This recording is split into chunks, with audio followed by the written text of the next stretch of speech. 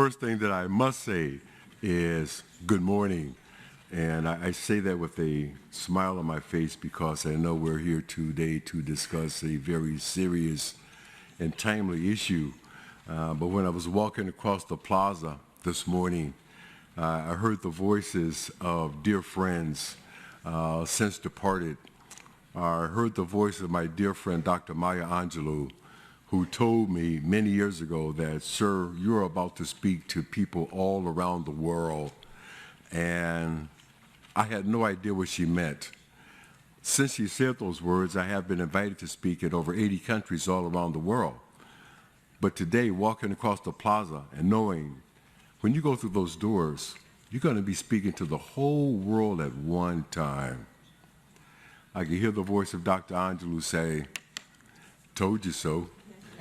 I heard the voice of my dear friend, Madiba, who said to me many years ago that, sir, perhaps your life has been what it's been in order to prepare you to be a part of what he called the great generation, which he went on to explain would be the generation that had the will and the means to do things that were bigger than themselves. So to all of you, the first thing that I have to say from the bottom of my heart and with open arms is, welcome to America. Welcome to America, the migrant capital of the world. We invented immigration. Everybody in America came here one of three ways. It was chance, change, or change. Some of our forefathers came taking a chance. Some of our folks came looking for change. And some of our folks came here in chains. It was chance, change, or change. That's how everybody in America got here. The very brief parts of my life that I'm going to share with you today all happened here in America. But where they happened doesn't matter, because I believe that during the most important, challenging, and empowering experiences in all of our lives, I believe are the universal experiences. The birth of a child, a graduation, a wedding, a new job or business opportunity, a new home, the loss of a loved one. Those are the universal experiences that create a family called humanity. And I will submit to you that during these most important, challenging, and empowering experiences, where you are on the planet is secondary to where you are in your spirit. Those experiences that I just referenced, they probably feel the same whether you live in America, Africa, or Asia. They feel the same whether you live in Sharjah, Shanghai, or Chicago. We all know, but it bears restating the staggering numbers. It is estimated that right now 2% of the entire population of human beings on the planet Earth right now are on the run. They're running from wars, conflicts, and revolutions in the Middle East. They're running from ethnic conflicts and climate change in sub-Saharan and Western Africa. They're running from gangs, drugs, and wars in Central America. If all these people, homeless people, were ever in one place at one time, they would instantly become the 10th largest country on the planet, with a population larger than Russia, Mexico, or Japan. These people, mothers, fathers, sisters, brothers, all members of this family called humanity, are often referred to here in the Western press as migrants, immigrants, refugees. In one country, I'm told they're called infiltrators. Well, I have a name for them too. I call them survivors, because I know what it means to grab your child, everything that you can carry, and run for your life. I, unfortunately, was born into a family that was plagued by cycles. And one of those cycles was extreme domestic violence. Fully anticipating yet another beating at the hands of my stepfather, my mother once secured another place for she, I, and my older sister, Ophelia, to live. We gathered everything that we could, and we ran. We got to our new place, and in our haste to get to a place of safety, my mother, she forgot the key. She stood there frantically going through her purse, her pockets, and she finally said with tears in her eyes, "I forgot the key." And I said, "I can get us in." I was a 7-year-old boy. I said, "I can climb that tree. I can climb that tree, jump off on the porch, come through the window, come downstairs, and open the door." And I did.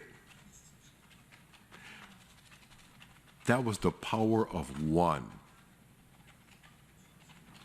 Many of us know the numbers and have studied the data. And more importantly, we've seen the waves of bodies crossing seas from shore to shore.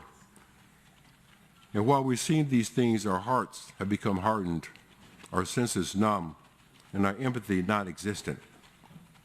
This hardening, numbness, and non-existent empathy will never change until we as global citizens, leaders, stakeholders, and policymakers add the power of one.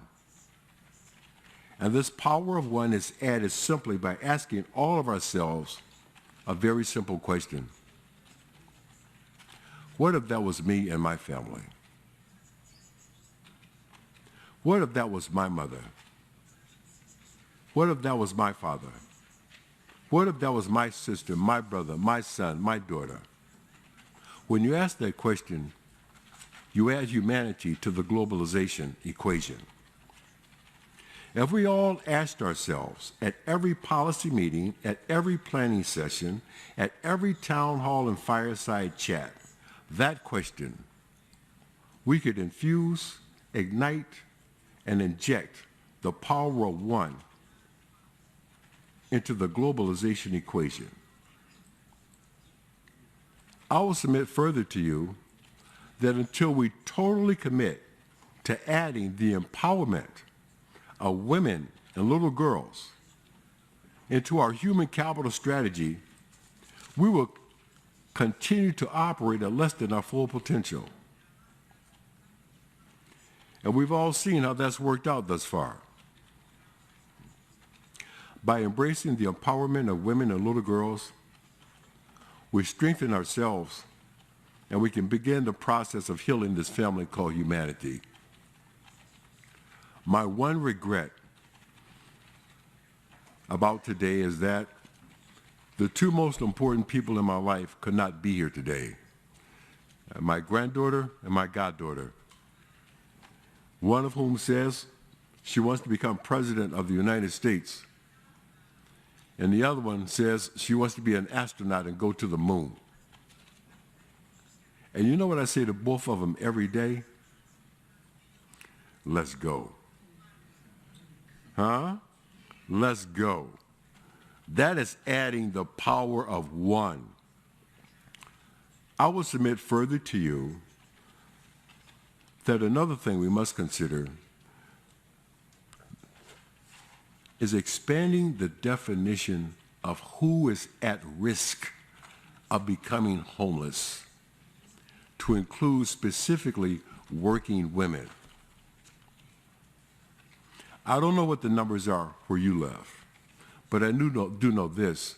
There are parts of the United States where working women who are already paid less than their male colleagues have a very quiet fear. And that very quiet fear is, what if something happens? What if I lost my job? What if my husband lost his job? What if there's some economic gyration that happens around the world that had nothing to do with us? We are at risk of losing our home. Our children could not go to their schools. our whole lives can be disrupted dramatically. So my 3 points, please. Let's all add the power of one to every meeting and conversation about homelessness. Let's totally commit to and embrace empowering our women. And let's broaden the definition of who is at risk of becoming homeless. And my final thought that I must share with you, I'll never forget meeting someone who wanted to do something to fight and combat homelessness among veterans in their community in Charleston, South Carolina. And this person went around telling a story about a key and how important a key was to a veteran and his family. She told this story enough times to raise $30,000 at $5 a crack. The person who did this was 10 years old. If she can do that, what can we do? Let's all add the power of one. It's been an absolute honor to be here today. Thank you so much for your time. Thank you.